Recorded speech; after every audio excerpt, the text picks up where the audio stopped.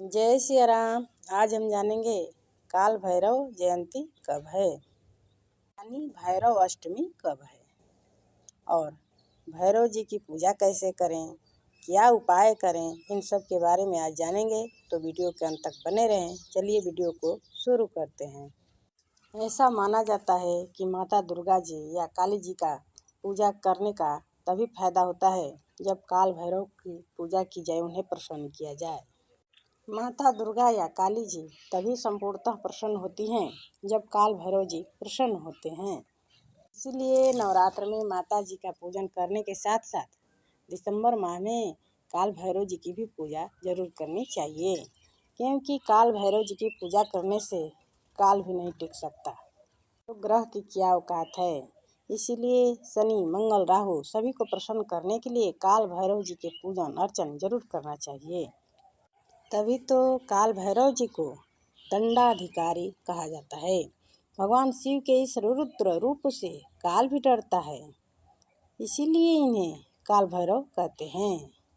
हर साल मार्गशीर्ष मास के कृष्ण पक्ष की अष्टमी तिथि को काल भैरव जयंती मनाई जाती है। इस साल यह 5 दिसंबर को मनाई जाएगी। इस दिन काल भैरव की पूजा और उपासना से जीवन के सभी बड़े कष्टों से मुक्ति पाया जा सकता है और ग्रह भी अनुकूल जरूर हो जाएंगे। हमारे हिंदू धर्म में महादेव जी को कौन नहीं जानता है। देवताओं और दानवों दोनों के वे देव हैं, इसीलिए वह महादेव कहलाए जाते हैं। वैसे भगवान शिव के 11 रुद्र अवतार हुए हैं, जिनमें ये 5वां रूप काल भैरव का है। इनकी जयंती इसी कृष्ण पक्ष की अष्टमी तिथि को मार्गशीर्ष में मनाई जाती है। भगवान शिव का अंश अवतार होने के नाते बाबा काल भैरव भोलेनाथ की आराधना करने वालों की सदैव रक्षा भी करते हैं और शत्रुओं का नाश करते हैं। इसीलिए काल भैरव के स्मरण जरूर करते रहना चाहिए। पूजा का शुभ समय रहेगा 5 दिसंबर 2023 दिन मंगलवार को सुबह 10:53 से लेकर 1:29 तक। इतने बीच में पूजा चाहे तो कर सकते हैं। और पूजा के लिए रात का भी समय है। दिन मंगलवार की रात 11:44 से लेकर रात 12:39 तक। इन दोनों समयों में जब चाहे पूजा कर सकते हैं। अब जान लेते हैं काल भैरव जी के प्राकट्य के बारे में।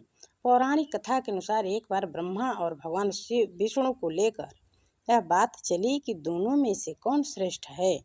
इस बात को लेकर सभी देवताओं के साथ ब्रह्मा जी और भगवान विष्णु शिव जी के पास पहुँचे।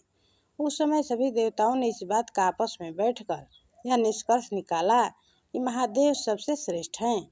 लेकिन ब्रह्मा जी को यह बात स्वीकार न हुई और उन्होंने शिव जी को श्रेष्ठ न बताकर साधारण देव कहा और अपशब्द भी बोला। इस बात पर शिव जी को क्रोध आया और उस क्रोध के कारण उनके 5वें रुद्र अवतार काल भैरव की उत्पत्ति हुई।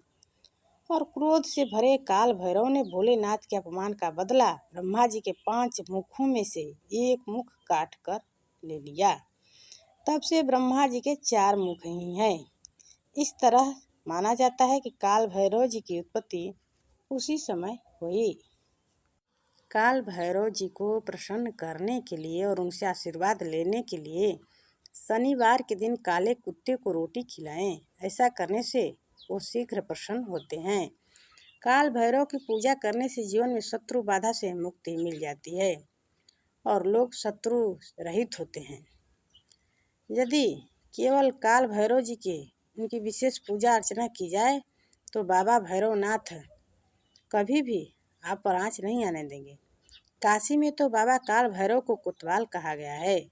मान्यता है कि काशी में अगर आप आते हैं तो सबसे पहले बाबा भैरवनाथ के दर्शन कर उनसे काशी में रहने की और बाबा विश्वनाथ के दर्शन करने के लिए अनुमति लेनी पड़ती है। जो भी काशी दर्शन करने जाते हैं पहले काल भैरवनाथ जी के दर्शन करते हैं, ऐसा माना जाता है। इसीलिए काल भैरव जयंती के दिन पूजा अर्चना की जाए तो बाबा बहुत प्रसन्न जल्दी हो जाएंगे और शत्रुओं से रक्षा भी करेंगे। अब जान लेते हैं बाबा काल भैरव जी को प्रसन्न करने के लिए क्या उपाय कर सकते हैं। तो काल भैरव जी को खरसोपचार या पंचोपचार पूजन करें और उसके बाद सरसों का तेल का दीपक जलाएं और उन्हें अर्पित भी करें। कोई कोई तो अपने सिर से 5 बार या 7 बार तेल को घुमाकर उसे काल भैरव जी को अर्पित करते हैं। इससे भी पापों से मुक्ति मिल जाती है। हम लोग भी इसी साल दर्शन के लिए काल भैरव जी के यहाँ गए थे, तो अपने सर से 7 बार तेल उतार कर और बाबा जी को अर्पित किए थे। भैरव अष्टमी के दिन माता दुर्गा जी, काल भैरव जी और भगवान शिव जी की पूजा जरूर करें। भगवान शिव को भी बेलपत्र इस दिन जरूर चढ़ाएं। हो सके तो ओम नमः शिवाय लिख कर या जय श्री राम या राम राम लिख कर ही चढ़ाएं। नहीं तो कुछ नहीं तो राम राम तो लिख कर ही बेलपत्र चढ़ाना चाहिए। इससे भगवान शिव और उसके साथ साथ काल भैरव जी भी प्रसन्न होंगे और उनके कृपा से जीवन के सारे कष्ट दूर हो जाएंगे। एक उपाय ये भी है कि इस दिन कुत्ते को भोजन जरूर कराना चाहिए। मीठी रोटी का हो सके तो भोजन कराएं। इस दिन कुत्ते को खिलाने से जीवन की सारी परेशानियां दूर हो जाएगी। तो भैरव अष्टमी के दिन मीठी रोटी कुत्ते को जरूर खिलाएं। तीसरा उपाय, इस दिन हो सके तो नीला फूल काल भैरव जी को जरूर चढ़ाएं, क्योंकि उन्हें बहुत प्रिय है। अगर मिल सके तो नीला ही फूल जरूर चढ़ाएं उनको। इससे वो जल्दी प्रसन्न होंगे और अपनी कृपा बनाए रखेंगे अपने भक्तों के ऊपर। इसके साथ ही राहु ग्रह भी प्रसन्न होंगे। तो कालों के काल हैं काल भैरव जी, इसीलिए इस दिन को मिस ना करें। इस दिन पूजा जरूर करें। पूजा के बाद काल भैरवाष्टकम भी जरूर पढ़ना चाहिए। काल भैरव स्तोत्र चालीसा भी पढ़ सकते हैं। अगर ज़्यादा पढ़ने का समय न मिले तो कुछ मोबाइल में भी सुन सकते हैं।